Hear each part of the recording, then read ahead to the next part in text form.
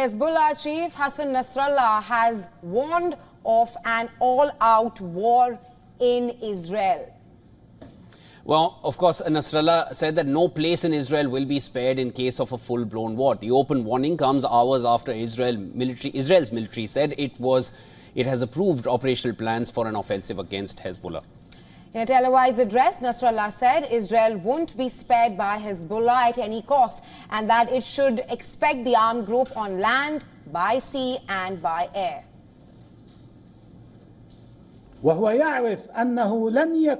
It knows that no place in the entity will be safe from our missiles and our drones, and that our strikes are not indiscriminate. Every missile is targeted, every drone is targeted, and the proof of that is the Hudhud. It knows that we have a list of targets and we have the ability to reach these targets, which will shake the foundations of the entity. The Hezbollah chief has also threatened Cyprus if it opens airports and bases for Israel to target Lebanon. Now, Cyprus has good relations with both Israel and Lebanon and lies close to the coast of both countries. The Cypriot government should be aware that the opening of Cypriot airports and bases for the Israeli enemy to target Lebanon would mean the Cypriot government is a part of the war, and the resistance will deal with it as a part of the war.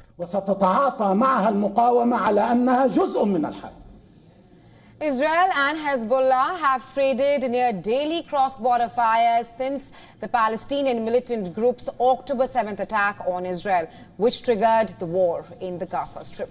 The Israel-Lebanon clashes have killed at least 478 people in Lebanon, most of them militants, including 93 civilians. However, Israeli authorities say at least 15 soldiers and 11 civilians have been killed in the country's north.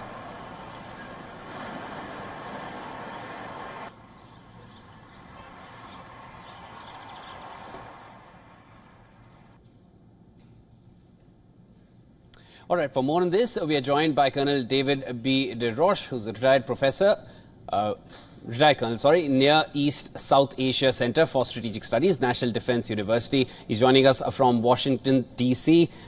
Colonel, always a pleasure speaking with you. I wanted to, get your thoughts on this. Now, of course, the past few days, given the events we've seen between Hezbollah and Israel, and it's not as if things have not been brewing. They've been on the boil ever since October 7th last year towards the north of Israel, and both have warned each other. Israel has warned Lebanon, and of course Hezbollah has warned Israel as well. How imminent is the threat of an all-out war, and how important is the role of the US at the moment to bring any kind of peace, because any kind of talks on diplomacy have failed to bring peace between Israel and Hamas, at least in Gaza? Well, I think the United States views the confrontation with Hezbollah as different from the confrontation with Hamas. Mm-hmm. The issue in Hamas that the United States has with Israel is the amount of civilian casualties that are being inflicted in the Gaza Strip. With Hezbollah, that organization is viewed as an Iranian organization within the Lebanese state that has subverted the Lebanese state. And there's not any sympathy for it at the moment, although there would be, I imagine, if there were a large number of Lebanese civilian casualties, which, given that Hezbollah's infrastructure is their weapons are distributed in among the civilian population. That's a distinct possibility. The other issue is Israel has been targeting Hamas leadership. They've killed about Hezbollah leadership, about 348 Hezbollah leaders since October 7th. That's clearly not been enough to deter Hezbollah. But I think that given the amount of rocket attacks into northern Israel is essentially uninhabitable. So I think that once the Gaza war is done, Israel is going to have to do something to deter Hezbollah. They cannot allow this sort of thing to just go and become the norm. Right, Colonel Roches, of course, Israel and Hezbollah, both of them have said that they are ready for an all-out war. I want to ask you, what is the red line here? What is the threshold, if crossed, would mean that both the warring sides are now out on an all-out war? And what perhaps does it mean for Israel? Like you mentioned, that Israel is already battling the Hamas militants in Gaza. What does it mean for Israel to battle in all these multiple fronts, from Gaza to Lebanon and the Red Sea? Yeah, good question. So the Red Sea is primarily a peripheral front.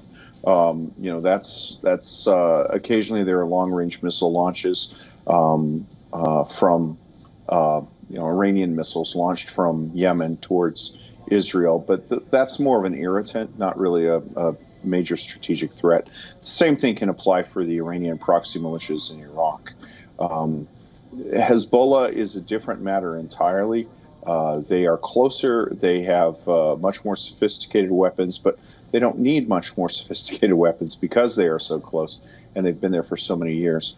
I think that what Israel wants to see happen is they want to see, first off, the Lebanese state actually do something against this, what is basically an Iran-directed military force outside of the Lebanese state. I'm not sure if that's possible. I think that they have confidence once major military operations cease in Gaza that they will be able to hold off the other threats from Yemen and Iraq and focus on Hezbollah. But they probably don't have the resources to do a full-scale land invasion. Colonel, Hezbollah has also threatened the island of Cyprus. What kind of role do you feel, or rather what kind of impact do you feel that will have in the larger West, given how culturally and geopolitics-wise Cyprus is essentially all European? Well, Cyprus is a member of the European Union, so politically it's part of Europe. I think that that's probably a strategic mistake on Hezbollah's part. I think that, if you're a country like Greece or Italy, you look at that and you say, okay, in 20 years, right now Hezbollah probably has the ability to attack Cyprus with missiles and certainly with undercover operatives. In 10, 15, 20 years, they can threaten us. So I think it really works against their interests in Western Europe. And I think that the narrative of resistance is more resonant in the case of the Palestinians than it is with what is essentially an Iranian directed force within the state of Lebanon that's paralyzed the state of Lebanon. All right, Colonel, thank you so much for joining us and sharing all your insights. Always a pleasure getting your thoughts on matters, because things are definitely spiraling out of control. And this time we're also seeing it touching Western Europe. And of course, we are going to be tracking that closely right here on Beyond World is One. Thank you so much for making time for us. Thank you.